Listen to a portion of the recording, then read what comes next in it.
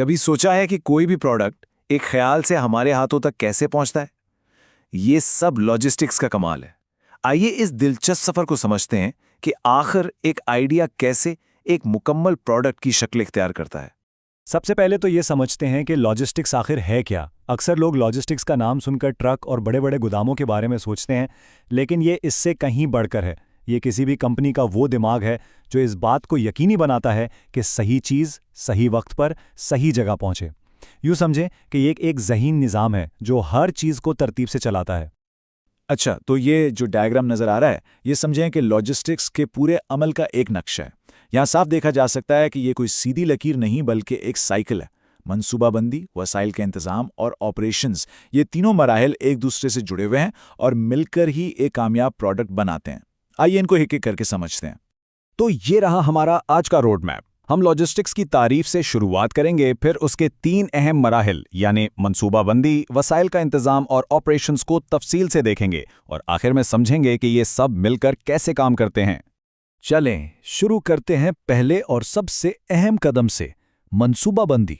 कोई भी बड़ी चीज़ बनने से पहले वो कागज़ पर बनती है। ये बिल्कुल वैसे ही है जैसे कोई इमारत बनाने से पहले उसका नक्शा या ब्लूप्रिंट तैयार किया जाता है। हर छोटी बड़ी तफसील पहले से तय होती है। तो इस ब्लूप्रिंट के आप कह सकते हैं कि 4 अहम हिस्से हैं। सबसे पहले तो है तहकीक व तरक्की, जहां नए आइडियाज़ को परखा जाता है। फिर आता है कैपिटल बजटिंग, यानी ये फैसला करना कि इस काम में पैसा कहाँ और कितना लगेगा। तीसरा है इंजीनियरिंग, जो प्रोडक्ट का पूरा तकनीकी डिज़ाइन बनाती है।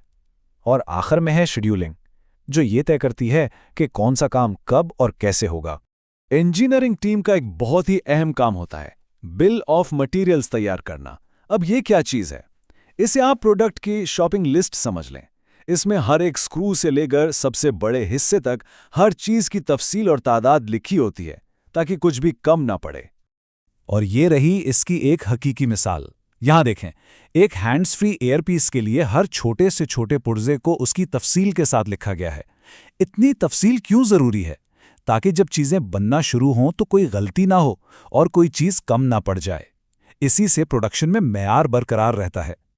अच्छा, अगर बिल ऑफ मटेरियल्स क्या क्या चाहिए की लिस्ट थी, तो ऑपरेशंस लिस्ट है कैसे बनेगा की तरकीब। ये मरहलावार हिदायत होती हैं कि प्रोडक्ट को कैसे जोड़ना है, किस मशीन पर काम होगा, कितना वक्त लगेगा और किस तरतीब से काम होगा। तो हमारे पास ब्लूप्रिंट भी है और तरकीब भी। अब क्या चाहिए? जाहिर है, सामान और काम करने वाले लोग। और यहीं से हमारा दूसरा मरहला शुरू होता है, वसाइल का इंतज़ाम। इस मरहले में बुनियादी तौर पर 3 चीज़ें देखी जाती हैं, मशीनें और दूसरे असासे ठीक से काम कर रहे हैं या नहीं। फिर आते हैं लोग यानी ह्यूमन रिसोर्स, और सबसे अहम सामान यानी इन्वेंट्री। इन तीनों में से कोई एक भी कमज़ोर हो तो पूरा प्रोडक्शन का अमल रुक सकता है। यहाँ एक बहुत बड़ा सवाल पैदा होता है, इतने सारे पुर्जे और सामान के साथ एक कंपनी को कैसे पता चलता है कि एक वक्त में कितना मंगवाना है? क्योंकि अगर बहुत ज़्यादा मंगवा लिया तो उसे रखने का खर्चा, और अगर कम मंगवाया तो प्रोडक्शन रुकने का खतरा।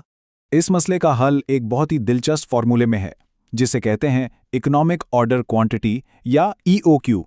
यूँ समझें कि ये एक जादुई नंबर है जो 2 चीज़ों के दरमियान तवाज़ुन कायम करता है, बार बार ऑर्डर करने की लागत और सामान को गोदाम में रखने की लागत। इस तरह कंपनी न ज़्यादा सामान खरीदती है न कम, और पैसे भी बचाती है। तो जो खाम माल आता है उसका भी अपना एक सफ़र होता है। सबसे पहले वो स्टोर्स में महफूज रखा जाता है, फिर जब ज़रूरत पड़ती है तो उसे प्रोडक्शन फ्लोर की तरफ रूट किया जाता है, और आखिर में जब प्रोडक्ट तैयार हो जाता है तो वो गोदाम में अपनी बारी का इंतज़ार करता है। हर कदम पर उसकी निगरानी बहुत ज़रूरी है। तो अब सवाल यह है कि इस पूरे सफ़र में हर चीज़ पर नज़र कैसे रखी जाती है। इसके लिए इस्तेमाल होती है रूटिंग स्लिप। ये एक तरह से सामान का पासपोर्ट है जो इसके साथ सफ़र करता है और बताता है कि उसे कहाँ जाना है और कितना जाना है। इसके बगैर फैक्ट्री में अफरा तफरी फैल सकती है। तो मंसूबा भी बन गया, वसाइल भी जमा हो गए। अब वक्त है असल काम का। हम पहुंच गए हैं तीसरे और आखिरी मरहले पर, ऑपरेशंस। ये वो जगह है जहां तमाम नजरियाती काम हकीकत का रूप धारता है। अब देखें, हर चीज़ एक ही तरीके से नहीं बनती। कुछ चीज़ें होती हैं जो एक मुसलसल बहाव में बनती रहती हैं, जैसे पानी की बोतलें। इसे कहते हैं कॉन्टिन्यूअस प्रोसेसिंग। फिर कुछ चीज़ें ग्रुप्स या बैचेस में बनती हैं और कुछ बिल्कुल ख़ास ऑर्डर पर तैयार की जाती हैं। सही तरीका चुनना ही कारकर्दगी की कुंजी है। ये जो नक्शा है ये पूरे ऑपरेशनल अमल की कहानी दिखा रहा है। देखें, सफ़र शुरू होता है एक सेल्स ऑर्डर से। फिर उस ऑर्डर की बुनियाद पर प्रोडक्शन का हुक्म दिया जाता है, गोदाम से सामान निकाला जाता है और फिर असल काम शुरू होता है। आखिर में क्वालिटी चेक होती है और सारा हिसाब किताब सिस्टम में अपडेट हो जाता है। ये एक मुकम्मल खुदकार निज़ाम है। और हाँ, प्रोडक्शन का सबसे आखिरी लेकिन सबसे अहम कदम है क्वालिटी कंट्रोल। कोई भी चीज़ फैक्ट्री से बाहर जाने से पहले उसकी अच्छी तरह जांच पड़ताल होती है, ताकि ये यकीनी बनाया जा सके कि वो बेहतरीन मेयार की है और ग्राहक के एतमाद को बरकरार रख सके। चलें अब आखिर में एक कदम पीछे हटते हैं और देखते हैं कि ये तीनों हिस्से मिलकर इस पूरी लॉजिस्टिक्स मशीन को कैसे चलाते हैं।